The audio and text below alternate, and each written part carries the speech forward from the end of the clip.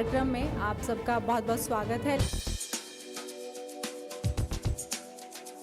इस बात पर ध्यान दीजिए कि आप एक अच्छे जर्नलिस्ट बने, बाकी सब कुछ फॉलो करेगा। अच्छे जर्नलिस्ट के क्या गुण होते हैं? एक निष्पक्ष व्यक्ति अच्छा पत्रकार होता है। नए आने वाले विद्यार्थियों के सामने क्या चुनौतियां हैं, क्या आयाम हो सकते हैं, इस विषय के इर्द गिर्द हम बात करेंगे।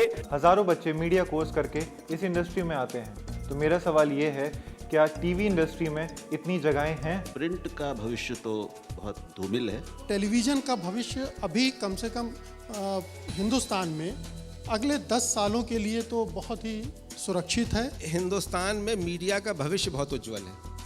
जो आदमी कुछ नहीं हो सकता वो कम से कम पत्रकार तो हो ही सकता है, इस बात की गारंटी है। ना कोई भर्ती की कोई प्रक्रिया है कोई ठीक ढंग की, और ना ही कोई छटनी की या निकाल देने की कोई तरीका है। किसी भी आधार पर निकाल दिया जाता है, किसी भी आधार पर रख लिया जाता है। अंदर की क्या स्थितियां हैं जिनकी वजह से ये हाल है इंडस्ट्री का। ये सवाल बार बार आता है कि सर थोड़ा चैनल में उसको बोल दीजिए ना, थोड़ा हो जाएगा। अब हो जाएगा तो उसके बिना नौकरी नहीं मिलेगी, that is only point is. लेकिन इसको प्लीज मैं बिल्कुल सकारात्मक पक्ष में लेता हूं। हमारी इंडस्ट्री अभी तक ऐसे हालात में नहीं पहुंच पाई है जहां योग्य लोगों के लिए योग्यतम रास्ता हो जाने के लिए, एंट्री करने के लिए। सब जगह एक एचआर विभाग है, इसमें पहले सीवी के आधार पे छंटनी होती है। तो मैं आपको कहूंगा कि आप अपनी सीवी बहुत अच्छी बनाइए, उसको बहुत गंभीरता से लीजिए। पत्रकारिता के शिक्षक के नाते मेरी भी जिम्मेदारी ये है, और वो सार्वजनिक जिम्मेदारी है, कि मैं अपने विद्यार्थियों को पत्रकारिता की जो नैतिकता है, उनकी जो सामाजिक जिम्मेदारी की बात कर रहे थे कुर्बान भाई, उन सामाजिक जिम्मेदारियों के बारे में बताऊं। सीवी में हम अपने इंस्टीट्यूट का नाम रखते हैं। अगर जैसे हमने कोई भी नाम डाला XYZ, तो वो सीवी देख के कोई चैनल उसको किस तरीके से रिजेक्ट करता है कि इंस्टीट्यूट का नाम देख के उसे रिजेक्ट किया जा सकता है, क्योंकि वो एक छोटा इंस्टीट्यूट है। आपके संस्थान के नाम का महत्व मेरे चयन प्रक्रिया में 1% भी नहीं होता। पिछले साल मैंने एक न्यूज़ चैनल में इंटर्नशिप की थी। इंटर्नशिप के दौरान मुझे कुछ भी पे नहीं किया गया, जबकि हम नॉर्मल एम्प्लॉयज़ की तरह 10-12 घंटे काम करते थे। क्या ये एक तरह का एक्सप्लॉयटेशन नहीं है? हम जिस समाज में रहते हैं उसमें कुछ जगहों पर आपको पैसा मिलता है और कुछ जगहों पर आपको समझ मिलती है। कुछ जगहें आपकी समझदारी को बढ़ाती हैं, कुछ जगहें आप जाकर अपनी समझदारी को बांटते हैं। बांटने का पैसा नहीं मिलता।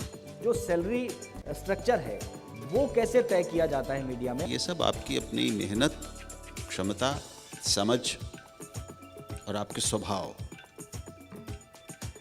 इन पर निर्भर करता है। मैं पूछता हूँ कि एंकर लिंक जानते हो क्या? नहीं जानता। बॉडी स्क्रिप्ट की जानते हो? नहीं जानता। बाइट जानते हो? नहीं जानता। कैमरा देखा? नहीं देखा। तो स्कूल खोल लो यार, इस पत्रकारों का संस्थान क्यों खोलते हो? बेचारों को बुला करके क्यों इस तरह से ठगते हो? ये एक बड़ा सवाल है। इस देश में पत्रकारिता के जितने भी संस्थान हैं वो सवालों के घेरे में हैं। उन पर बहस होनी चाहिए कि वो किस तरह का पत्रकार पैदा करना चाहते हैं या धंधा करना चाहते हैं। The best you can do in your profession is to be fair. Your attempt should be fair, not objectivity. And that is the reality of news. रगों में दौड़ते फिरने के हम नहीं कायल, जो आंखी से न टपका तो फिर लहू क्या है। तो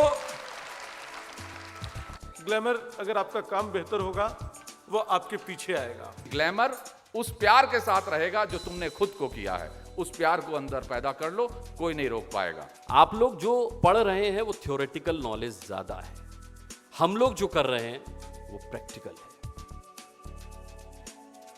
कई बार मीडिया इंस्टीट्यूट्स में जो कुछ पढ़ाया जाता है, जब हम लोग किसी न्यूज़ को हैंडल कर रहे होते हैं तो उनमें से कुछ काम नहीं आता।